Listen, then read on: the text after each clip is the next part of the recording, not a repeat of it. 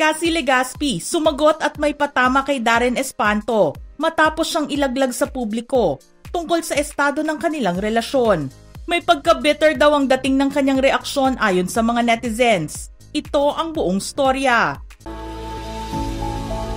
Trending ngayon sa social media sina Darren Espanto at Cassie Legaspi. At usap-usapan na ngayon ang tila naging reaksyon ni Cassie kay Darren. Ito ay matapos isa publiko ni Darren ang totoong relationship status nilang dalawa sa isang interview kung saan sinabi ni Darren na mag-best friend lang daw talaga sila ni Cassie. Ilang araw matapos ang nasabing interview, may cryptic response naman si Cassie Legaspi sa social media at ito daw ang kanyang reaksyon kay Darren. Sa kanyang Facebook account, nag-post si Cassie Legaspi ng isang kanta ni international pop singer Olivia Rodrigo na Favorite Crime. Ang kanta ay tungkol sa isang toxic na ex-boyfriend kung saan pinababayaan lang ng babae na itrato siya ng masama ng kanyang boyfriend basta lang ma-maintain ang kanilang relasyon. Hula ng mga netizens na ito daw ay patama ni Cassie Legaspi kay Darren Espanto dahil sa huli ay best friends lang pala ang naging tingin ni Darren sa kanya. Despite na sobrang close sila na tila parang may relasyon na talaga sila. Pag-amin pa nila noon na hindi lang sila friends lang at may mas malalim pa na explanation sa kanilang relationship.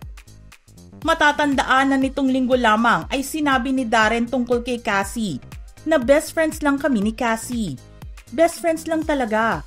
Hindi ko alam paano explain pero syempre, nandun ang pagmamahal namin para sa isa't isa. Naging trending ang public denial ni Darren na ipinagtataka ng karamihan sa mga netizens. Mas lalo na madadagdagan ang speculations ng kanyang pagde-deny matapos ang cryptic post ni Cassie Legaspi. Nauna pa dito ay napabalitaan na si Darren Espanto ay nahumaling daw kaagad kay Jillian Ward matapos mag-guest star ang aktres sa It's Showtime kung saan ay co-host naman si Darren. Biglaan at unexpected daw ang pag-ship ng dalawa na tinaguri ang Jill Wren ayon sa mga netizens. Todo daw ang asikaso sa kanya ni Darren at maganda daw ang chemistry ng dalawa. Bukod pa dyan ay tinukso din ng mga It's Showtime host si Darren Espanto kay Kailin Alcantara na nag-guest star din sa programa ngayong araw. Si Kailin Alcantara ay ang ex-boyfriend ng twin brother ni Cassie na si Mavi. Sabi ni Kim Chu ay nakatitig lang daw si Darren kay Kailin habang ito ay kumakanta. Tinukso naman ni Vice Ganda na sa susunod daw ay kantahin daw ni Darren at Kailin ang We Are Family. Wala pang opisyal na interview si Cassie Legaspi tungkol sa relationship nila ni Darren, maliban na lamang sa cryptic post na ito, na hindi na rin bago para kay Cassie.